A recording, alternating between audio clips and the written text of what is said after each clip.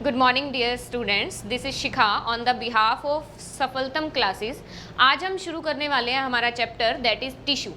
इससे previous classes में हमने बात की सेल चैप्टर की। सेल्स, डिफरेंट टाइप की सेल्स ऑर्गेनिज्म के अंदर प्रेजेंट होती है। उन सेल्स के बेस पर हमने बात की यूनिसेलुलर ऑर्गेनिजम्स की और मल्टी सेलुलर ऑर्गेनिज्म की। यूनिसेलुलर ऑर्गेनिज्म जिसमें सिंगल सेल प्रेजेंट होती है, मल्टी सेलुलर ऑर्गेनिज्म जिसमें multiple number of cells present होती हैं। अब अगर हम बात करें उन मल्टीपल नंबर ऑफ सेल्स की, तो वो मल्टीपल नंबर ऑफ सेल्स मिलकर वहाँ पर क्या बनाती है? टिश्यू बनाती है। जब सेल्स डिवाइड होकर उनका ग्रुप बनता है तो वो किसकी फॉर्मेशन करती है? वहाँ पे टिश्यू की फॉर्मेशन करती है।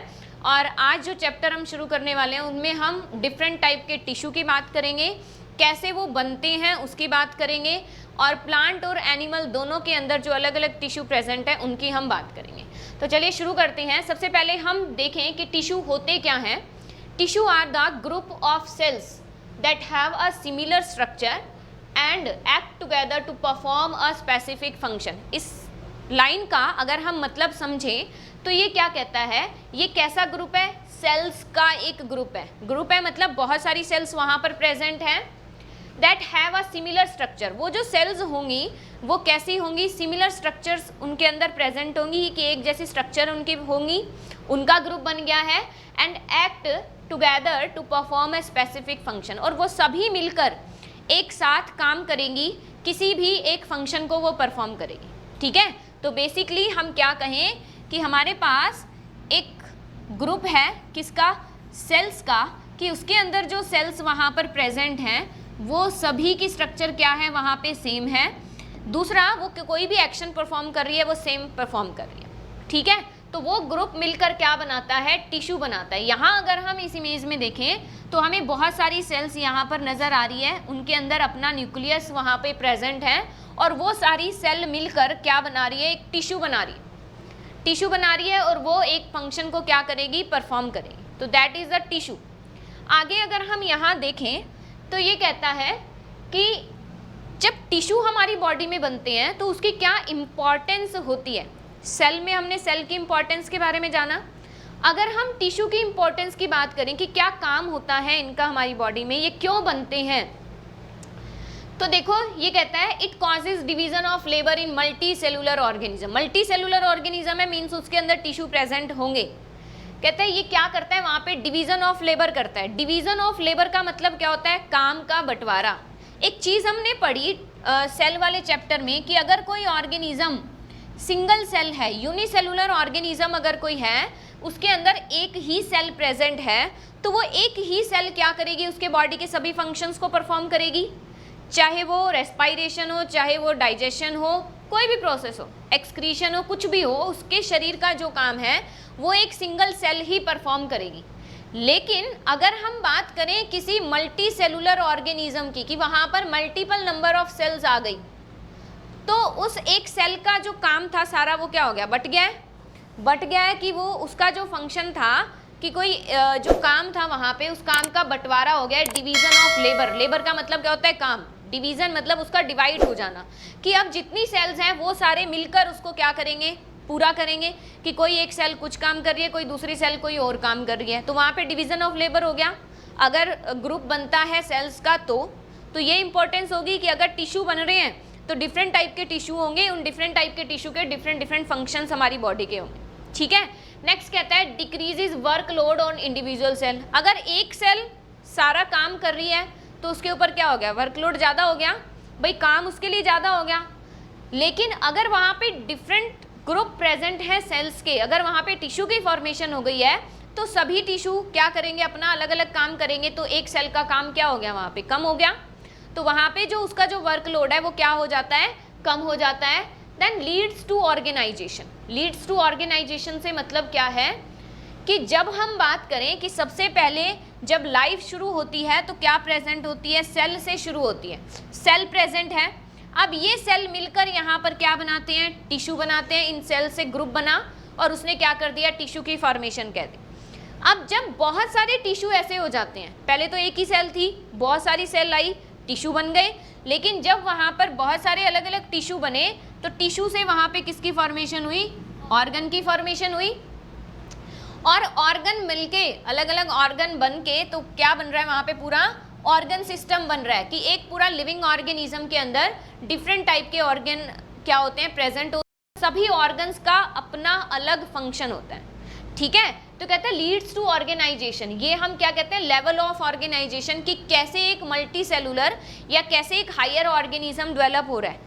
कि सेल को हम बेसिक यूनिट मानते हैं, ये हम प्रीवियस चैप्टर के अंदर पढ़ चुके हैं कि सेल से ही कोई ऑर्गेनिज्म बना है। तो सबसे पहली चीज़ सेल आई, यहाँ पे हम दिखा रहे हैं कि सेल है, सेल से मिलके टिश्यू, टिश्यू से मिलके ऑर्गन, और ऑर्गन से मिलकर पूरा ऑर्गन सिस्टम की एक ऑर्गेनिज्म वहाँ पर डेवलप हो चुका है।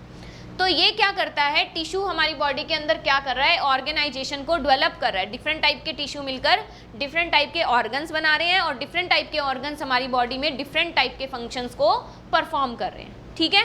नेक्स्ट देखो हम क्या कहते हैं, जब हम बात करें टाइप्स ऑफ सेल की, ये चीज़ हमने लास्ट चैप्टर में पढ़ी है कि डिफरेंट टाइप की सेल्स हमारी बॉडी के अंदर प्रेजेंट है। हमारी बॉडी के अंदर millions trillions of cells are present हमारी बॉडी में, और वो सभी सेल की अगर हम बात करें, उनकी सेल की शेप अलग होती है, सेल का साइज अलग होता है सभी का, ठीक है। और वो सभी मिलकर क्या करती है, टिश्यू। जैसे अगर हम बात करें यहाँ पे, ये नर्व सेल है हमारी, नर्व सेल है, नर्व सेल क्या बनाती है, बहुत सारी सेल्स मिलकर नर्वस टिश्यू बनाएगी, और वो नर्वस टिश्यू हमारे नर्वस सिस्टम में प्रेजेंट होता है, जिसको हम कहते हैं कि हमारी बॉडी का जो हाईएस्ट कोऑर्डिनेशन सेंटर जो है, दैट इज ब्रेन, वहाँ हमारा क्या प्रेजेंट है, नर्वस टिश्यू प्रेजेंट है। और वो टिश्यू कैसी सेल से मिल रहा है, इन सारी सेल से मिलकर वो नर्वस टिश्यू बन रहा है, ठीक है। या हम कहें यहाँ पर मसल सेल्स, मसल सेल्स जो हमारी मसल्स के अंदर प्रेजेंट होती हैं, बहुत सारी सेल मिलकर स्ट्राइएटेड मसल्स, अनस्ट्राइएटेड मसल्स या कार्डियक मसल्स की हम बात करें, हमारी बॉडी में जहाँ भी मसल प्रेजेंट है, वो मसल सेल्स मिलकर क्या करती हैं, मसल टिश्यू की फॉर्मेशन करती हैं। तो यहाँ जितनी भी डिफरेंट टाइप की सेल्स हैं, वो सभी मिलकर क्या कर रही हैं, टिश्यू को बना रही हैं, और वो टिश्यू हमारे शरीर के किसी ना किसी एक हिस्से में प्रेजेंट है, और कोई ना कोई फंक्शन वो ज़रूर परफॉर्म कर रहा है, ठीक है। तो बेसिकली टिश्यू कहाँ से अराइज हो रहे हैं, इन सभी जो अलग अलग टाइप्स की जो सेल्स हैं, इनसे मिलकर ही टिश्यू बन रहे हैं, ठीक है। नेक्स्ट हम यहाँ पे देखें, अगर हम बात करें टाइप्स ऑफ टिश्यू की, तो टिश्यू को बेसिकली हम दो कैटेगरी में डिवाइड करते हैं। First one is plant tissue, जो प्लांट्स के अंदर होते हैं। Second one is animal tissue, जो एनिमल्स की बॉडी के अंदर प्रेजेंट होते हैं। डिफरेंट टाइप के टिश्यू की हमने बात की, दो टाइप के टिश्यू को हमने बेसिकली डिवाइड किया। अब कहते हैं इसको अलग अलग डिवाइड करने की ज़रूरत ही क्या है, भाई टिश्यू प्लांट में भी है, एनिमल में भी है, लेकिन हम इसको अलग अलग क्यों बोल रहे हैं। उसको अलग अलग बोलने का भी एक रीज़न है। अगर हम दोनों में डिफरेंस समझें, प्लांट्स क्या होते हैं, स्टेशनरी है, एक ही जगह रहते हैं, मूव नहीं करते, ठीक है, लोकोमोट नहीं करते, एक जगह से दूसरी जगह चलकर नहीं जाते। लेकिन एनिमल्स की बात करें तो क्या हो रहा है, अपने फूड के लिए, अपने मेटिंग के लिए, वो एक जगह से अपनी बेसिक नीड्स को पूरा करने के लिए वो क्या कर रहा है, एक जगह से दूसरी जगह जा रहा है, एनर्जी ज़्यादा लग रही है, ठीक है, तो उसके अंदर क्या हो गया, टिश्यू अलग होने चाहिए। दूसरी चीज़ हम देखें, प्लांट्स तो क्या होते हैं, ऑटोट्रॉफिक, वहीं खड़े हैं, वहीं अपना फूड प्रिपेयर कर लिया। लेकिन अगर एनिमल्स की बात करें तो उसको तो दूसरों पे डिपेंड है अपने फूड के लिए, हेटेरोट्रॉफिक मोड ऑफ न्यूट्रिशन है। अब दूसरों पे डिपेंड है तो दूसरों के पास उसे जाना भी पड़ेगा अपने फूड के लिए। तो इनके अंदर क्या होता है, इनका बॉडी स्ट्रक्चर अलग होने के कारण, इनके अंदर ग्रोथ पैटर्न अलग होने के कारण, प्लांट के अंदर ग्रोथ की हम बात करें तो क्या होता है, वो पूरा अपनी लाइफ साइकिल के ड्यूरिंग वो बढ़ता ही रहता है, हाइट उसकी बढ़ती रहती है, गर्थ उसकी बढ़ती रहती है।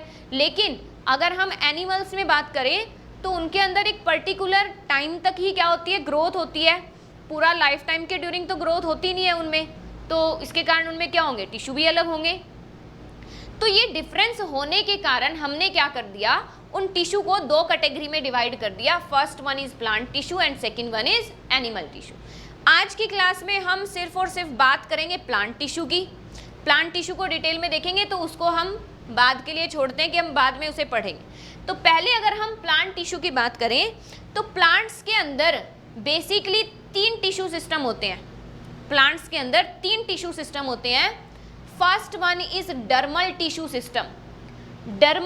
डर्मा कभी भी वर्ड आता है तो हम किसकी बात करते हैं, स्किन आउटर कवरिंग की बात करते हैं। डर्मा जहाँ भी आ गया या डर्मल जहाँ भी आ गया, तो प्लांट की बॉडी का वो हिस्सा जो कि आउटर कवरिंग बना रहा है, ठीक है, तो वो किससे बनेगा, यहाँ पे डर्मल टिश्यू से बनेगा। डर्मल टिश्यू के अंदर क्या आएगा, एपिडर्मिस आ जाएगी, ठीक है, और लोअर एपिडर्मिस। देखो किसी भी प्लांट पार्ट की अगर हम बात करते हैं, लाइक लीफ की अगर हम बात करें, फॉर एग्जांपल ये लीफ है, अपर सरफेस है, लोअर सरफेस भी है, अपर की आउटर कवरिंग है तो नीचे वाली भी आउटर कवरिंग है, तो दोनों को हम क्या बोलेंगे, डर्मल टिश्यू ही बोलेंगे, डर्मल सेल्स वहाँ पर प्रेजेंट है। तो अपर जो कि अपर पार्ट में प्रेजेंट है, अपर एपिडर्मिस, लोअर जो लोअर पार्ट के अंदर प्रेजेंट है, बीच में सेंटर में सेल्स वहाँ पे प्रेजेंट होती ही होती है, ठीक है। तो डर्मल टिश्यू बेसिकली क्या करता है, आउटर कवरिंग को बनाता है। आउटर कवरिंग चाहे वो रूट की हो, चाहे वो स्टेम की हो, चाहे वो लीफ की हो, किसी की भी हो, that is dermal tissue system. Second हम कहें वहाँ पे vascular tissue. Vascular tissue, vascular जो वर्ड है वो किसके लिए यूज किया जाता है, बेसिकली वहाँ पे जो दो टिश्यू प्रेजेंट होते हैं, कॉम्प्लेक्स टिश्यू, अभी हम आगे उसको डिटेल में पढ़ेंगे, that is xylem and phloem, these are known as vascular bundle, कि वो क्या करते हैं, जो प्लांट के अंदर वाटर और फूड का ट्रांसपोर्ट करते हैं, वो आ जाते हैं आपके वेस्कुलर टिश्यू के अंदर। वेस्कुलर टिश्यू के अंदर जब हम बात करें तो ये जो वेस्कुलर टिश्यू है, जाइलम और फ्लोएम, अगर हम देखें तो ये कहता है ये तो डर्मल टिश्यू आ गए, हमारी आउटर कवरिंग हो गई।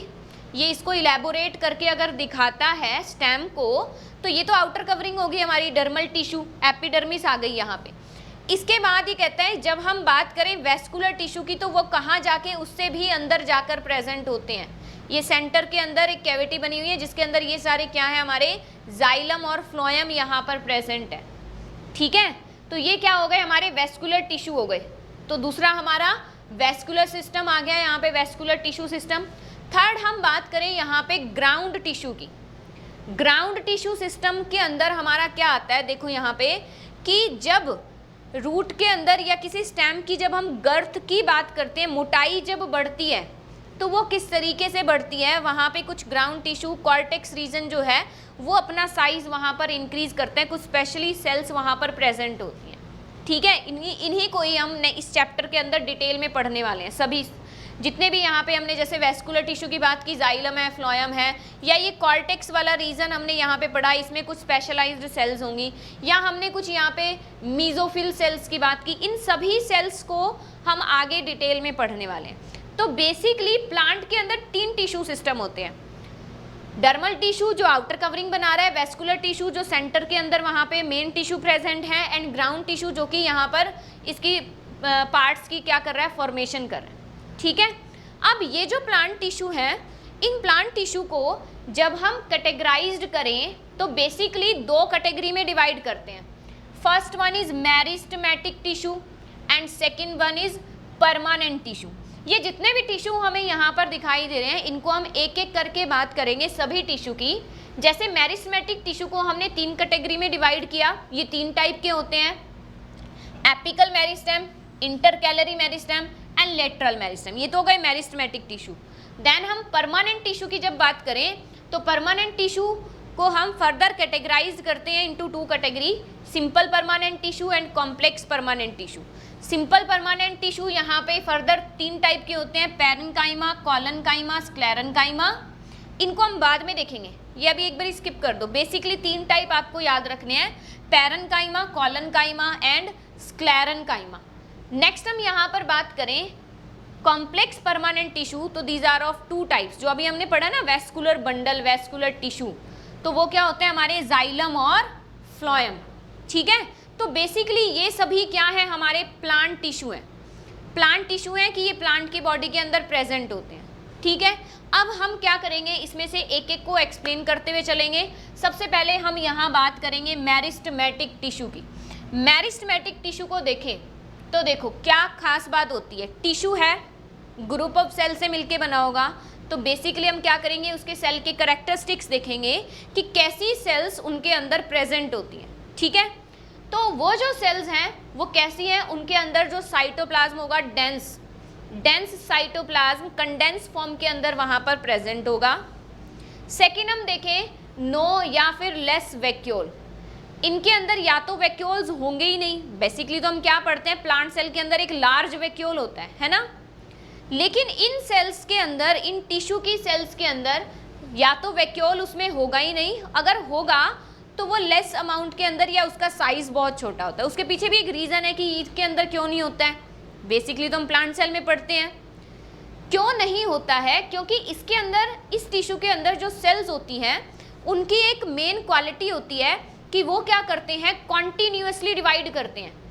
मेरिस्टेमेटिक टिश्यू कैसे ग्रुप ऑफ सेल से मिलके बने हैं, जो कि सेल्स कॉन्टिन्यूसली डिवाइड करके अपना नंबर इंक्रीज कर रही है। अब जिसकी प्रॉपर्टी ही डिवाइड करना है, बार बार डिवाइड करना है, तो उसको वैक्यूल की इतनी ज़रूरत तो पड़नी नहीं। भाई वैक्यूल का काम क्या होता है, स्टोरेज का काम करता है, या कुछ एंजाइम्स होती हैं, शुगर उसके अंदर होती है, अमीनो एसिड्स उसके अंदर प्रेजेंट होते हैं, स्टोरेज का काम करता है। स्टोरेज का काम कब होना चाहिए, जब सेल को बाद में कुछ चाहिए होता है तभी हम स्टोर करके रखते हैं किसी चीज़ को। लेकिन ये सेल्स तो कॉन्टिन्यूसली डिवाइड कर रही हैं, तो इनको स्टोरेज की तो ज़रूरत है ही नहीं, तो इसीलिए इनके अंदर वैक्यूल प्रेजेंट नहीं होता। अगर होता है तो लेस अमाउंट में। ठीक है, आगे देखो कहाँ हमें ये मिलते हैं। मेरिस्टेमेटिक टिश्यू हमें कहाँ मिलेंगे, प्लांट का वो पार्ट जो कि हमेशा ग्रो करता रहता है, बढ़ता रहता है, जो ग्रोइंग पार्ट। अब ग्रोइंग पार्ट की अगर हम बात करें तो कौन सा, या तो शूट वाला हिस्सा बढ़ेगा, ऊपर की तरफ बढ़ रहा है, या रूट क्या हो रही है, नीचे की तरफ बढ़ रही है, या फिर उसकी गर्थ बढ़ रही है, मोटाई बढ़ रही है। तीन ही जगह ग्रोथ होती है प्लांट के अंदर। ठीक है, तो ये कहता है कहाँ पे, एक तो रूट में प्रेजेंट होगा, एक शूट के अंदर प्रेजेंट होगा। ग्रोइंग रीजन जो होगा, जहाँ से प्लांट के अंदर ग्रोथ हो रही है, वृद्धि और विकास हो रहा है, वहाँ पर ये टिश्यू प्रेजेंट होंगे। ठीक है, इनके अंदर जो सेल्स प्रेजेंट होती है वो सेल कैसी होती है, शेप स्फेरिकल होती है, ओवल होती है, रेक्टेंगुलर भी होती है, और बहुत ज़्यादा एक्टिव होती हैं। एक्टिव होने से मतलब क्या है यहाँ पे, कि वो कॉन्टिन्यूसली डिवाइड करती जा रही है, उनका काम ही नहीं ख़त्म हो रहा है। डिवाइड किया, दो सेल बन गई, फिर दोनों ने डिवाइड किया, फिर और आगे वाली ने डिवाइड किया, तो वो कॉन्टिन्यूसली क्या कर रही है, काम करती जा रही है, रुकना तो उसके लिए है ही नहीं। तो क्या हो गई, वो बहुत ज़्यादा एक्टिव सेल हो गई। सेल वॉल जो होती है उसकी सेल्यूलोज, प्लांट के अंदर बेसिकली जो सेल वॉल की हम बात करते हैं तो वो सेल्यूलोज की ही बनी होती है। एक टाइप का ये क्या है, शुगर ही है। ठीक है, न्यूक्लियस जो होता है इसके अंदर प्रोमिनेंट, प्रोमिनेंट का मतलब क्या है, वो बहुत ही ज़्यादा वेल डेवलप्ड, एकदम क्लियर विजिबल होता है। अगर इन सेल्स के टिश्यू को हम देखें, मेरिस्टेमेटिक टिश्यू के अंदर जो सेल्स आ रही हैं उनके न्यूक्लियस को हम देखें तो बहुत ईजिली सीन हो जाता है, क्लियर होता है बहुत ज़्यादा, क्योंकि कॉन्टिन्यूसली डिवाइड कर रही है, कैरियोकाइनेसिस साइटोकाइनेसिस दोनों चल रही हैं। ठीक है, तो न्यूक्लियस जो होता है प्रोमिनेंट, सेल डिवीजन इसकी मेन प्रॉपर्टी है ही। अब अभी हमने पिछले स्लाइड में हमने क्या देखा कि भाई जो मेरिस्टेमेटिक टिश्यू है तीन टाइप के हैं, एपिकल, इंटरकैलरी और लेटरल। देखो तीनों की पोजीशन की अगर हम बात करें, एपिकल जो एपेक्स पार्ट के ऊपर प्रेजेंट होता है, जो सबसे ऊपर वाले हिस्से पे, प्लांट को देखते हैं कहाँ से ग्रोथ करता है, ऊपर की तरफ जा रहा है ना, नई लीव्स आती जा रही है, उसकी ग्रोथ होती जा रही है, लेंथ इंक्रीज हो रही है उसकी। दूसरी चीज़ जो रूट्स होती हैं वो नीचे की तरफ जा रही हैं, ऊपर और नीचे दोनों तरफ ग्रोथ हो रही है। तो जो टिप वाला पोर्शन होता है उसे हम क्या बोलते हैं, एपिकल रीजन बोलते हैं या एपेक्स बोलते हैं। अगर वो शूट के अंदर प्रेजेंट है तो शूट एपेक्स, अगर वो रूट के अंदर प्रेजेंट है तो रूट एपेक्स। एपेक्स पार्ट दोनों में होता है, शूट में भी होता है और रूट में भी होता है, दोनों तरफ होता है। तो एपिकल मेरिस्टेम कौन सा टिश्यू है जो कि एपेक्स पार्ट के ऊपर प्रेजेंट है, उन्हें हमने क्या नाम दे दिया, एपिकल मेरिस्टेम। सेकेंड हम बात करें इंटरकैलरी मेरिस्टेम। इंटरकैलरी मेरिस्टेम जो कि इंटरनोड वाले रीजन पे प्रेजेंट होता है। कभी भी किसी प्लांट की स्टेम जब आप देखोगे ना तो उस स्टेम के ऊपर इस तरीके से नोड लाइक रीजन आपको दिखाई देंगे, इस तरीके की स्ट्रक्चर उसमें प्रेजेंट होती है, लाइनिंग होती है बीच में। ठीक है, उन्हें हम क्या बोलते हैं, नोड्स बोलते हैं। और दो नोड्स के बीच का जो स्पेस हो गया दैट इज इंटरनोड, उसे हम क्या बोलेंगे, इंटरनोड। तो यहाँ पे इंटरकैलरी मेरिस्टेम जो कि इंटरनोड वाले रीजन में प्रेजेंट है। भाई अब यहाँ पे इसका क्या काम है, स्टेम के अंदर अगर हम देखें तो ब्रांचेस निकलती हैं, ट्विग्स निकलती हैं, कि एक लंबी क्या है, स्टेम है और उससे नई ब्रांचेस निकल रही हैं, वहाँ पे स्टेम निकल रही है, तो वहाँ से ही निकलती है। तो वहाँ पे क्या होता है, ग्रोथ तो वहाँ भी ज़रूरी है, सेल तो वहाँ भी डिवाइड करेगी, तभी तो नई ब्रांचेस डेवलप होंगी वहाँ पे। तो inter calorie meristem inter node में प्रेजेंट होती है, responsible for growth of branches और ट्विग्स जो निकल रही हैं, ठीक है। देन आता है लेटरल मेरिस्टेम। लेटरल मेरिस्टेम देखो कहाँ होता है, जब प्लांट धीरे छोटे से बड़ा होने लगता है तो एक तो उसकी हाइट ऐसे बढ़ रही है, दूसरी उसकी गर्थ बढ़ती है। गर्थ का मतलब क्या होता है, उसकी मोटाई का बढ़ना। स्टेम जो होता है धीरे धीरे, भाई पहले जब ग्रो करेगा तो बिल्कुल पतली सी स्टेम होगी उसकी, धीरे धीरे उसमें ग्रोथ होगी और वो फैलता चला जाएगा, तो उसकी जो स्टेम है वो कैसी होती जा रही है, धीरे धीरे वुडी भी होती जा रही है और उसकी मोटाई भी बढ़ती जा रही है। तो लेटरल मेरिस्टेम क्या करता है, उसकी गर्थ को इंक्रीज करता है, तो वो इस रीजन में प्रेजेंट होता है, ठीक है। या हम ये भी कह सकते हैं कि लेटरल मेरिस्टेम क्या किससे होता है, सेकेंडरी ग्रोथ। प्राइमरी ग्रोथ के अंदर लेंथ इंक्रीज होना, सेकेंडरी ग्रोथ के अंदर गर्थ इंक्रीज होना, ये होता है। तो लेटरल मेरिस्टेम किसके लिए रिस्पॉन्सिबल होता है, सेकेंडरी ग्रोथ के लिए रिस्पॉन्सिबल होता है, कि बाद में जो उसकी गर्थ बढ़ रही है, ठीक है। तो ये 3 टाइप के टिश्यू, मेरिस्टेमेटिक टिश्यू यहाँ पर प्रेजेंट होते हैं। इनकी सेल्स जो होती है उनकी कुछ शेप, कुछ कैरेक्टरिस्टिक्स ये हैं कि कैसी सेल्स होती हैं, क्या उसकी क्वालिटी होती है। अब जहाँ मेरिस्टेमेटिक टिश्यू प्रेजेंट है उस रीजन को हम एक और नाम भी दे देते हैं, मेरिस्टेमेटिक रीजन। ऐसा प्लांट का ऐसा रीजन जहाँ पे मेरिस्टेमेटिक सेल्स प्रेजेंट है या मेरिस्टेमेटिक टिश्यू प्रेजेंट है, ठीक है। आगे देखो कि ये क्या कहता है, टाइप्स ऑफ मेरिस्टेमेटिक टिश्यू जो अभी हमने पढ़ा, एपिकल, इंटरकैलरी और लेटरल। अगर हम उसको और डिटेल में जाने तो देखो, एपिकल मेरिस्टेम यहाँ टिप पे प्रेजेंट है, ऊपर की तरफ ये क्या कर रहा है, इसकी लेंथ इंक्रीज हो रही है, ठीक है, ग्रोथ कर रहा है। कहते हैं present at the shoot and root apex, ये शूट के ऊपर प्रेजेंट होगा या ये रूट का ये जो टिप वाला हिस्सा होता है वहाँ, यहाँ भी एपिकल मेरिस्टेम है। भाई जो जड़ें होती हैं मिट्टी के अंदर नीचे बढ़ती जाती हैं, तो वहाँ पर भी क्या होता है, हमारा एपिकल टिश्यू प्रेजेंट है, एपिकल मेरिस्टेमेटिक टिश्यू। सेकेंड हम यहाँ पे बात करें इंटरकैलरी मेरिस्टेम की, तो it is present at the base of leaves. Base of leave ये देखो यहाँ है, यहाँ पे आपका इंटरकैलरी है, भाई यहाँ से लीफ अराइज हो रहा है या ब्रांच अराइज होगी, उसके ऊपर लीव्स आ जाएंगे, तो यहाँ पे क्या होगा हमारा इंटरकैलरी मेरिस्टेम, जहाँ से नई ब्रांचेस या नए लीव्स अराइज हो रहे हैं। तो यहाँ पे कहता है प्रेजेंट एट द बेस, ये जो बेस होता है जहाँ से लीफ अराइज होता है वहाँ पर ये प्रेजेंट होंगे, ठीक है। थर्ड हम बात करें lateral meristem, present beneath the bark. Bark जो हम छाल बोलते हैं ना पेड़ की, उसके नीचे, क्योंकि वही तो उसकी मोटाई बढ़ा रहा है, तो it is present beneath the bark, bark के नीचे प्रेजेंट है। और क्या कर रहा है वहाँ पे, उसकी गर्थ ऑफ रूट और स्टेम, उसकी गर्थ को बढ़ा रहा है, मोटाई को। अगर आप किसी छोटे से प्लांट को मिट्टी से निकाल के देखोगे तो उसकी जो रूट्स होंगी वो भी बिल्कुल थिन थ्रेड जैसी होंगी, है ना, बिल्कुल पतली होंगी। लेकिन जैसे जैसे वो ग्रो करता है तो उसकी जो रूट है उसकी मोटाई भी बढ़ती है, स्टेम है उसकी मोटाई भी बढ़ती है, तो वो वहाँ पे क्या होता है, सेकेंडरी ग्रोथ। और लेटरल मेरिस्टेम टिश्यू वहाँ पर, ये देखो स्टेम, अगर यहाँ बात करें तो बहुत पतली है, धीरे धीरे उसका साइज जो है वो बढ़ता जा रहा है। तो यहाँ पे इस बार्क के नीचे जो टिश्यू प्रेजेंट हैं वो कौन से होते हैं, लेटरल मेरिस्टेम टिश्यू प्रेजेंट होते हैं। क्लियर है ये चीज़। तो इस तरीके से किसी भी प्लांट के अंदर ग्रोथ होती है और ग्रोथ वाले हिस्से में हमारे कौन से टिश्यू होते हैं, मेरिस्टेमेटिक। खास बात क्या होती है कि वो कॉन्टिन्यूसली डिवाइड करते हैं। सेल डिवाइड जब करती है तो अपना नंबर इंक्रीज करती है, ठीक है। सेल जब डिवाइड करेगी तो अपना नंबर, ग्रोथ के लिए 2 चीज़ें होती हैं, पहले नंबर इंक्रीज होता है, देन साइज इंक्रीज होता है। नंबर इंक्रीज हो गया, उसके बाद जो सेल्स हैं वो अपना साइज बढ़ाएगी, फिर यहाँ पे ये ग्रोथ होती है, गर्थ बढ़ती है। तो इस तरीके से एक पर्टिकुलर मैनर के अंदर सेल्स जो होती हैं वो ग्रोथ करती हैं। तो मेरिस्टेमेटिक टिश्यू के 3 पार्ट हो गए, बेसिक कैरेक्टरिस्टिक्स हमने देख लिए, प्लांट की बॉडी में कहाँ प्रेजेंट है, क्या फंक्शन है, ये हमने देख लिए। नेक्स्ट हम यहाँ पर बात करें परमानेंट टिश्यू। नाम से पता चल रहा है, देखो परमानेंट, परमानेंट जो अभी परमानेंट हो गए हैं, जो डिवाइड नहीं करेंगे, ठीक है। जैसे हम बात करें कोई एक सेल है, एक सेल डिवाइड होकर कितनी सेल्स बनाती है यहाँ पे, 2, ये तो डिवाइड कर चुकी।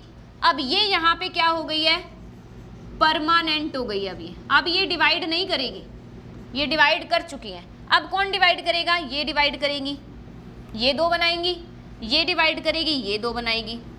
अब क्या हो गया, ये परमानेंट हो गई। अब ये डिवाइड नहीं करेंगी, अब कौन डिवाइड करेगा, ये डिवाइड करेंगी। ठीक है, तो सेल्स जो होती हैं वो एक बार डिवाइड करती हैं, नई सेल्स को बनाती हैं और वो क्या हो जाती है, परमानेंट हो जाती हैं। परमानेंट होने के बाद वो अपने एक नए फंक्शन को परफॉर्म करने के लिए अब रेडी है। ठीक है भाई, मेरिस्टेमेटिक सेल्स जो होती हैं उनकी क्वालिटी होती है कि वो कॉन्टिन्यूसली डिवाइड कर रही है। ये मेरिस्टेमेटिक सेल थी, इसने डिवाइड करके 2 बना दी, अब ये परमानेंट हो गई है, ये मेरिस्टेमेटिक है। ठीक है, परमानेंट जब हो जाती है तो वो एक फंक्शन को परफॉर्म करने के लिए रेडी है। अब उनका काम क्या है, डिवीजन खत्म हो चुका है, अब उनको कोई काम करना है प्लांट की बॉडी में। ठीक है, तो परमानेंट के अंदर क्या कहते हैं, cell lose the ability to divide. हम उसको परमानेंट कब बोलते हैं, जब उसने डिवीजन की कैपेसिटी को लूज कर दिया है कि अब वो डिवाइड नहीं कर सकती, तब हम उसे क्या बोलते हैं, परमानेंट बोल देते हैं कि अब ये परमानेंट हो चुकी है। ठीक है, take up a specific role, अब वो क्या करेगी, एक स्पेसिफिक फंक्शन को परफॉर्म करने के लिए रेडी है कि अब वो अपना काम करना शुरू कर देगी। ठीक है, थर्ड कहते हैं टेकिंग अप परमानेंट शेप और फंक्शन, कि वो एक पर्टिकुलर शेप ले लेगी और एक पर्टिकुलर फंक्शन, और होल द लाइफ वो क्या करती रहेगी, वहाँ पे वो उस काम को करती रहेगी जो काम उसे मिला है। डिवीजन ऑफ लेबर हो गया है ना, जब सेल्स डिवाइड कर गई है, मल्टी सेलुलर सेल्स आ गई हैं, तो काम का भी बंटवारा हो गया। काम का बंटवारा हो गया तो वो अपना अपना काम करना शुरू कर देंगी। ठीक है, तो वहाँ पे क्या होता है, शेप और एक पर्टिकुलर फंक्शन वो वहाँ पे ले लेती है। आगे कहता है स्ट्रक्चर कैसी होती है इनकी, स्ट्रक्चर की अगर हम बात करें तो कहते हैं लार्ज सेंट्रल वैक्यूल, इनके अंदर यहाँ पर क्या है, परमानेंट हो गई है। मेरिस्टेमेटिक में हमने क्या पढ़ा, वैक्यूल नहीं होता है, लेकिन अब ये परमानेंट हो गई है। वैक्यूल यहाँ पर क्या हो जाएगा, लार्ज, और सेंट्रल वैक्यूल यहाँ पे प्रेजेंट होगा। सेल वॉल इज थिन और थिक, दोनों तरीके से होती हैं, कुछ के अंदर थिन भी होती हैं, बनती सेलुलोज की हैं, कुछ के अंदर थिक भी होती हैं। अभी हम आगे जब डिटेल में पढ़ेंगे तो वहाँ पे थिक सेल्स भी आएंगे। ठीक है, फंक्शन क्या होता है इनका, भाई परमानेंट हो गई है, क्या काम ये करेगी, प्रोटेक्शन प्रोवाइड करेगी, परमानेंट हो चुकी है, अदर फंक्शन को ये परफॉर्म करना है, सपोर्ट करेगी स्टोरेज और फोटोसिंथेसिस। कुछ सेल्स ऐसी होंगी जो कि फोटोसिंथेसिस में हेल्प करेंगी, लाइक पैरेन्काइमा की हम बात करेंगे यहाँ पे। स्टोरेज, कुछ सेल्स ऐसी होंगी जो फूड मटेरियल या अदर सब्सटेंसेस को स्टोर करने का काम करती हैं, जैसे फ्रूट्स की फॉर्मेशन होती है। ठीक है, सपोर्ट का काम करेंगी वहाँ पे कि प्लांट जब ग्रोथ करता है तो उसके अंदर, जैसे हम बात करते हैं पर्टिकुलर रीजन में अलग अलग टिश्यू है, वो उनको सपोर्ट करते हैं कि प्लांट इरेक्ट बिल्कुल जो सीधा खड़ा होता है, तो वहाँ पे जो टिश्यू ही होते हैं या उन टिश्यू के अंदर वो सेल्स ही होती हैं जो उन्हें क्या कर रही है, सपोर्ट कर रही हैं कि वो सीधा खड़ा रहे। ठीक है, जैसे हम बात करेंगे कॉलनकाइमा टिश्यू की बात करेंगे। प्रोटेक्शन उन्हें प्रोवाइड करती हैं कि जैसे हम बात करें कि जो बार्क ऑफ ट्री है, बार्क जो होता है, छाल जो होती है, वहाँ पे जो सेल्स हैं वो आउटर एनवायरनमेंट से इन्फेक्टिशियस जो एजेंट्स होते हैं उनको अंदर नहीं जाने देती, वो क्या कर रही है, उसको प्रोटेक्शन दे रही है, सुरक्षा प्रदान कर रही है वहाँ पे। ठीक है, तो बेसिकली जितनी भी परमानेंट सेल्स होती हैं उनके क्या होते हैं, ये फंक्शंस होते हैं। ठीक है, और परमानेंट कैसे बनी है, डिवीजन के बाद परमानेंट बनी है, जिन्होंने अपनी कैपेसिटी ऑफ डिवीजन को अब लॉस कर दिया। ठीक है, तो वो होते हैं हमारे परमानेंट टिश्यू। परमानेंट टिश्यू जो होते हैं वो उनको हम फर्दर क्लासीफाई करते हैं into 3 category, parenchyma, collenchyma and sclerenchyma. ये तीनों टिश्यू को हम डिस्कस करेंगे इन द नेक्स्ट लेक्चर। आज की वीडियो में हम सिर्फ इतना ही पढ़ेंगे, इसे अच्छे से पढ़ो और अपने doubts low. Thank you, have a nice day.